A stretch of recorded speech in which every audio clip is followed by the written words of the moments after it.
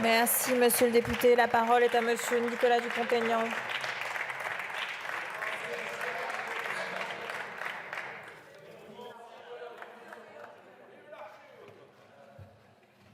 Madame la Présidente, Messieurs les ministres, chers collègues, Philippe Séguin, le 5 mai 92 à cette tribune, prononçait son fameux discours pour la France, qui malheureusement annonçait toutes les dérives et tous les dégâts pour notre pays de la fuite en avant supranationale de l'Union européenne.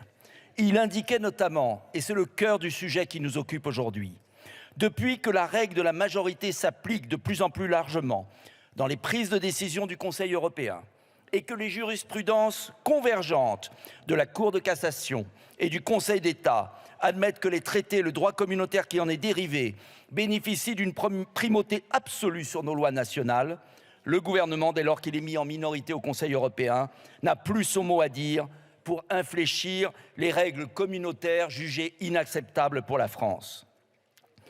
En matière d'immigration, de droit d'asile, de contrôle des frontières, ces paroles étaient prophétiques, car nous avons payé très cher les abandons de souveraineté du traité d'Amsterdam ratifié le 3 mars 1999. Ce n'était pas faute à l'époque, reconnaissez-le, d'avoir prévenu, avec notamment Charles Pasqua, des dangers pour notre sécurité, de tels transferts de compétences à Bruxelles. Je me souviens alors, tout jeune député, avoir été bien seul dans cet hémicycle, à batailler, heureusement avec Philippe de Villiers, contre son adoption, imposée en pleine cohabitation par Jacques Chirac et Lionel Jospin. Quel dommage aussi, mes chers collègues, qu'en 2005, vous n'ayez pas entendu le nom tonitruant et lucide des Français lors du référendum.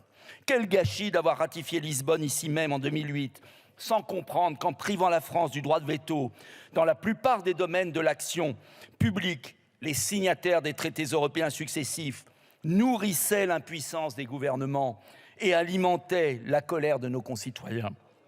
Mais 15 ans après, mieux vaut tard que jamais, chers collègues républicains, je ne peux que me réjouir de votre prise de conscience salutaire. L'article 3 de votre proposition de loi constitutionnelle va dans le bon sens, puisqu'enfin vous reconnaissez que pour sortir du chaos migratoire, la France doit retrouver sa souveraineté et donc que le droit français doit être supérieur au droit européen. Dommage cependant que vous n'alliez pas au bout de votre logique en vous limitant à un système dérogatoire aux articles 55 et 88.1 de notre Constitution.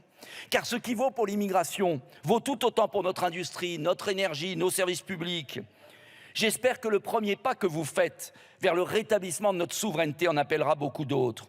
Car oui, à la primauté du droit français doit s'ajouter le rétablissement de nos frontières nationales, seul moyen efficace de lutter contre l'immigration massive. Je note qu'après avoir repris le contrôle de ses frontières, l'Allemagne, en seulement un mois, a fait chuter l'immigration illégale de plus de 50%. En définitive, il aura fallu la submersion migratoire, la ghettoisation de nos villes, l'explosion de la délinquance, l'impuissance généralisée d'une Union européenne dont les instances favorisent objectivement l'immigration de masse pour qu'enfin le bon sens revienne dans vos rangs. Que de temps perdu! Alors permettez-moi de conclure à nouveau avec Philippe Séguin, lui qui avait tout anticipé, tout prévu et qui a été si maltraité en son temps par notre famille politique. La souveraineté, cela ne se divise pas, ni ne se partage, et bien sûr ne se limite pas.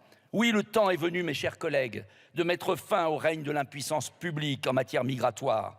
Seule une France libre, coopérant dans une Europe des nations et des projets à la carte, pourra enfin régler ces problèmes et redonner un sens au suffrage